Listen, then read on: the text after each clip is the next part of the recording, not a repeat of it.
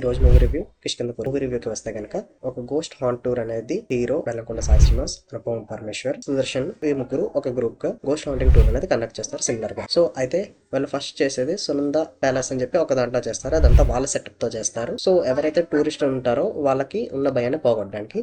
And second haunting వచ్చేసి సువర్ణమయ అనే ప్లేస్కి వెళ్తారు. ఈ ప్లేస్ ఏదైతే ఉంటుందో వీళ్ళకైతే తెలియదు. ఎవరైతే టూరిస్టులు ఉంటారో వాళ్ళైతే సెలెక్ట్ చేసుకుంటారు ఈ ప్లేస్ ని. అండ్ ఆ రేడియో స్టేషన్కి ఎవరైతే వెళ్తారో వాళ్ళందరూ చనిపోతారు.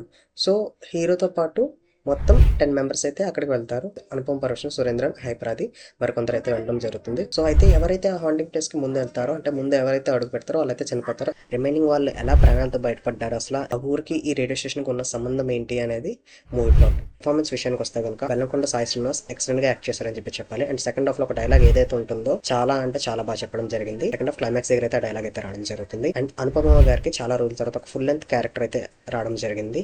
అండ్ మూవీ సెకండ్ హాఫ్ లో వచ్చే ట్విస్ట్ ఏదైతే ఉంటాయో అసలు మనం ఎక్స్పెక్ట్ చేయము. 2 to 3 ట్విస్ట్లు అయితే ఉంటాయి, బట్ అవి ఎక్సలెంట్ గా అయితే ఉంటాయి. టెక్నికల్ వాల్యూస్ వస్తే కనుక ఆర్ట్ డిపార్ట్మెంట్ వర్క్ చాలా అంటే చాలా బాగా చేశారు. లైక్ రేడియోస్ కానీ, రేడియో స్టేషన్ కానీ, అక్కడ ఉండే ఏరియా సెటప్ కానీ చాలా బాగా చేశారు. బీజిఎం కూడా చాలా బాగుంది, బాగా డిజైన్ చేశారు. సినిమాటోగ్రఫీ కూడా టాప్ లో ఉంది. ఇలాంటి మూవీస్ కి మేజర్ బ్యాక్గ్రౌండ్ సినిమాటోగ్రఫీ అండ్ ఎక్కడ లైటింగ్ ఎలా ఉండాలనేది చాలా అంటే చాలా బాగా ఎగ్జిక్యూట్ చేశారు. అండ్ ఈ మూవీ డైరెక్టర్ విషయానికి వస్తే కనుక ఒక స్ట్రైట్ తెలుగు హారర్ ఫిల్మ్ వచ్చిన రోజులు అయితే అయింది. ఈ మూవీ డైరెక్టర్ ఎవరైతే ఉన్నారో ఈ మూవీ స్టోరీని చాలా బాగా ఎగ్జిక్యూట్ అయితే చేయడం జరిగింది. ఒక సీటేజ్ గ్రిప్పింగ్ థ్రిల్లర్ అనేది చాలా బాగా ఎగ్జిక్యూట్ చేసి బాగా చూపించారు. అండ్ ఇది ఆయన ఫస్ట్ డెబ్యూ మూవీ అయినా చాలా బాగా హ్యాండిల్ చేశారని చెప్పి చెప్పాలి.